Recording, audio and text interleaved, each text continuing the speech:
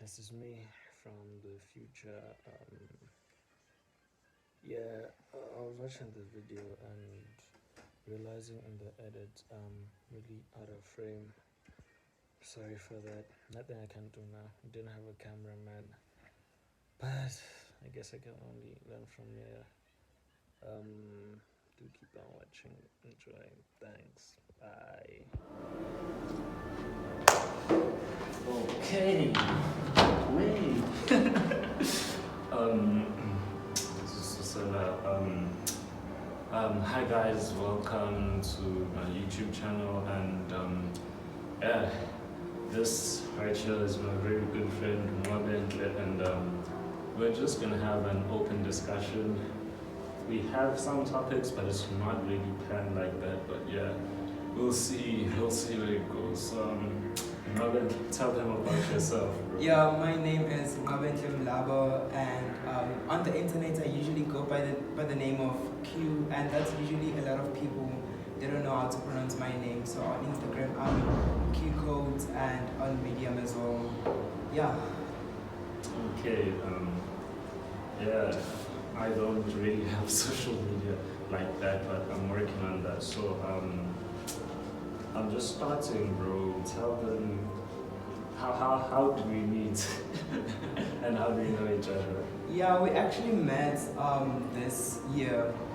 We met a long time ago in high school, but we went. He went to University of Pretoria. I was still in high school, and here we just like met again because we wanted to discuss some small things about programming, and later on we find out that we actually have a lot of things in common, and that's actually how we met here. Oh yeah, that is actually crazy because the first time I actually tried to reach out to you, I had your old number, so I texted you, but then like you couldn't get back to me. But then the main reason I texted was because there's this computer science course online that's very popular. It's called CS50 CS50X by Harvard. It's hard as hell. It's facts! It's facts! It's not facts. These sites is not facts. It's not facts. But I saw that you'd done that and you actually went through with it, and I wanted to start for the longest time, and I was like, wow, this guy actually did this, so that was really motivating. Like, what made you start CS50? Well, to just like go back to where I started learning how to program, I actually started getting into programming, getting interested into programming a long time ago. It was in grade 10. Me and my friend Hoto, we came back from high school, and we usually went to the computer room, our hostel computer room. Oh yeah. And,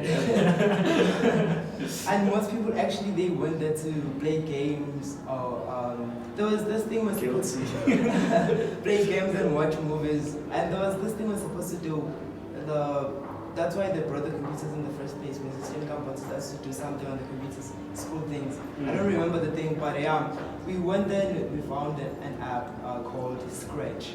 Oh yeah, we had Scratch on our school's computers. Yeah, there was Scratch actually there. Damn. That's where we started creating. We started creating games, animations, and just like following through. We just loved the thing, and we kept on going. And then it came to the point where they said we're not allowed to use the computers for other things except for studying, and we usually like monitors, and they give us 30 minutes. We have to be there 30 minutes. And so I decided to look for Scratch on my phone. And there wasn't Scratch there, but I found a similar app called Schedule, and that's where I started creating apps again, using blogs, creating apps. And actually, in my last year in high school, grade 12, I made 2 apps. One app was Tic-Tac-Toe, and the other app was a countdown app, which actually was used by some of my classmates. Damn, so all of this just sparked out of curiosity. Oh, that's crazy. With me, I've also been really interested in computer science per se, but I wanted to do computer engineering. I was in grade 11, but then I couldn't apply for it because my maths marks, my maths marks was not that good, so I couldn't apply for it. So there's always been something that's there, and I always used to like see people online, day in the life of a computer programmer. And I always be like, damn, that's cool. Yeah, I would do that, but like I didn't know what it actually entailed. And I've always thought that it was this high, complex skill that you can only learn in a university, and whatnot. And like, it turns out you can actually learn the whole thing online. Online, it's just available there for free. For free. On YouTube is the new university where you just find information for free there. That's crazy. That is true. That is true. And yeah. Okay, what is the purpose of mainly this video? And since you also have your YouTube, what's the purpose of your own personal YouTube? My YouTube mainly it started because I wanted to showcase my programs that I make, show them to the world. And I've actually stopped now, but I'll just go back to it and I'll keep on posting. I'm actually planning on doing a course on HTML. And if you guys are interested, you can just wait for it in few weeks times. I think it'll be available. But now I think I'll create also another YouTube channel. I think I'll make two, one for coding specific and one for just sharing my journey, progressing, becoming a better person, in different aspects of my life, I think. And that's exactly like the same reason I'm opening my own YouTube channel. I want to document my journey as well. I just want something to have like when I'm like 60 and I look back and they're like, see all your memories just all the this, internet's available. It's like a personalized real life journal that you can look back at. And like I don't know if you necessarily have done it, but like I've seen like journaling is like, it's like not just a fun hobby, but like when you read it back, like when things that you've journaled and the way you see how you have changed. Bro, because like sometimes you don't realize how growth happens because you're always in the midst of life, you're always living, and then like when you look back to something that you wrote like just a few, like 3 months back, you will see that first of all, like some of the things and some of the preconceptions you had, like they may not have been necessarily true, and like you just basically, it's all about growth, bro. Yeah, you see yourself changing over time as you go back and read what have happened. And it's crazy because that's another thing we really resonated on. It's like the fact that we know that you can create the life you basically desire through just doing the things you want and being consistent every day.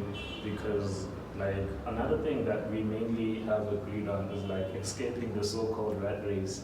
And we're always talking about how like, I don't know, in a way it would seem like we're delusional, but like both me and you, we just don't trust the school system anymore.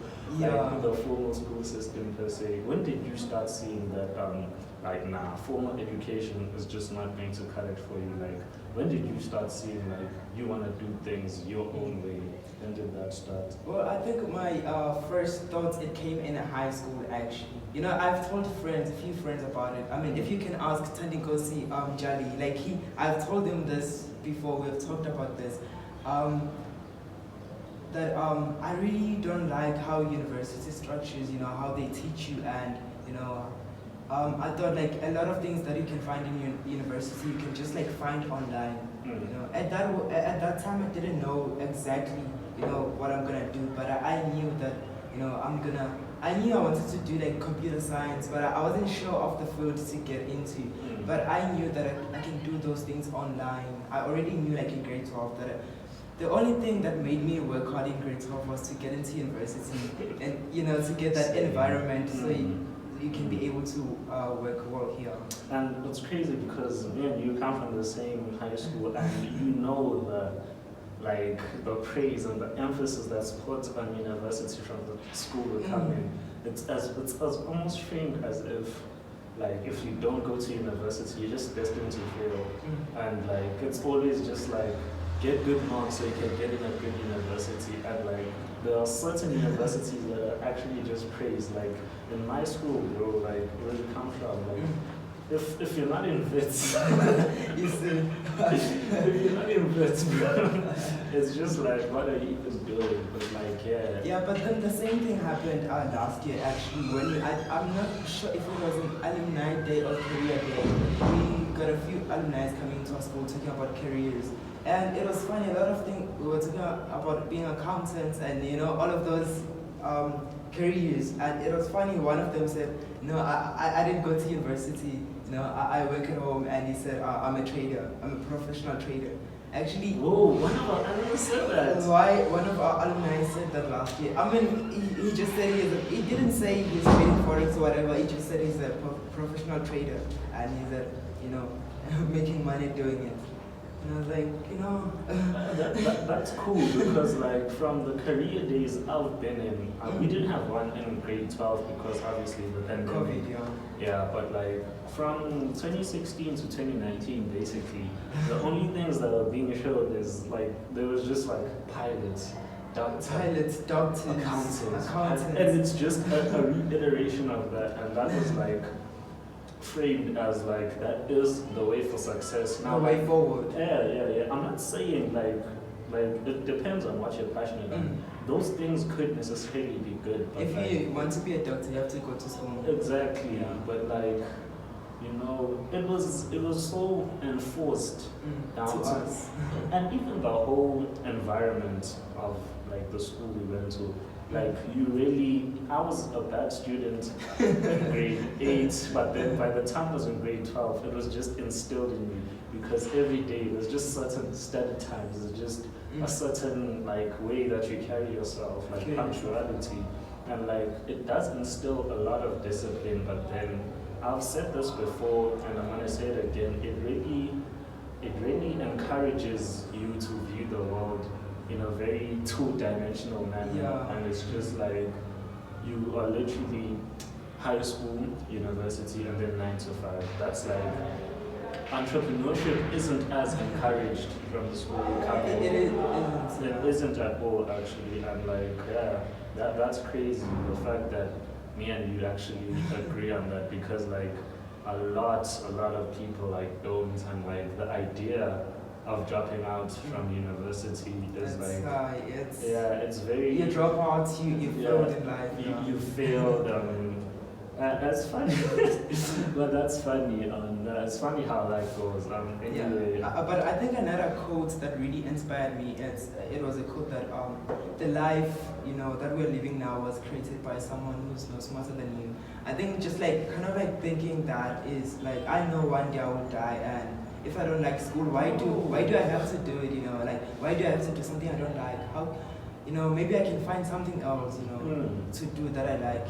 And like it's crazy because that's like one of the main quotes that I wake up and like tell myself is like, bro, you will die. You will die one day. You will die, bro. And like doing something you don't like really isn't it. And like I like the point that you said because another quote that not necessarily inspired me that but really got me thinking was that you and Elon Musk have the same 24 hours in a day.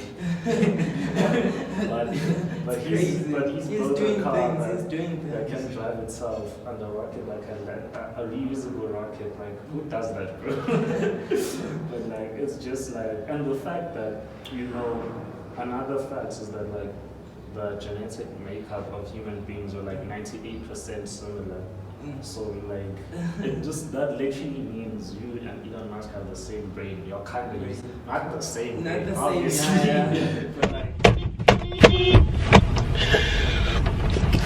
But like, you're like genetically and like biologically, you're almost the same. It's just like how you use your time and the things you aspire and the things you go after. And another one I've heard as well is the thought of like one day you will die. A lot of people today are afraid of like doing what they love. It's because they're afraid, what will my friend or my parent, school say? Like what will they say? But if you really think about it, if it's your last minutes now and you're about to die, you won't really care about what other people think. You just think, I've never done things that I wanted to do, and Because a lot of people think they'll live until 90. You don't know. That's the thing. That's the thing. Like once you're dead, all of those opinions don't matter. They don't matter anymore. They Like, don't matter. All the things like and that's another thing. Like if you can fail, like you will die with your failure or with your successes. Like at least you tried. At least you did something that that inspired you. But yeah, I really resonate with that. Since you're into computer programming, which path in the computer sciences would you like to pursue? Me personally, I want to go to full stack. I want to do full stack, and full stack is basically doing front end and back end, which means you're creating websites. Front end is creating what people can see, and back end is basically creating the logic what people cannot see. And I just want to dive into both of those fields and not just focus on only in front end, but want to do like both things. I also think like full stack development is like the best, but I am also interested in like other subfields, mainly machine learning. Machine learning, it's a very good one. It's something that I will dive into in the future. Yeah. What do you think about blockchain development? Blockchain, I don't have much knowledge on on That's a blockchain. relatively new technology. It's a new technology, like but I've seen people on Instagram actually. I know a person on Instagram doing things like NFTs, blockchain development, and getting into 3D work. And as we are talking about Web 3.0, Web 3.0, yeah. the new version of the internet, where we will own the internet basically. And it's crazy that a lot of people don't actually know about that. Yeah. And it's like, and the crazy thing with that is that it's going to like literally change everybody's life. And it's in the same way that when everybody knew that the internet was coming in the 90s, but they were like, and then the people who did capitalize on the internet really came out successful. So like, like if you look at the history of the internet, started like as Web.1, Web 1, like where the only thing about the website, the internet was just like only companies, big companies having websites, and no like individual had websites. So only big companies. But we get into this internet 2.0 where everyone can create a website, and people can engage, talk to their friends on the internet. And now we're getting to the next generation of the internet. Exciting times to come. Exciting times to come indeed. It's future me again in the editing, and this video turned out to be really long, so if you've watched this for thanks, and I'm gonna split it up. Probably upload the next part in 2 days or so, but yeah, thanks for engaging, and can I please get feedback, what you liked, what you didn't like, your opinions, and all of that. Yeah, thanks for watching. Bye again.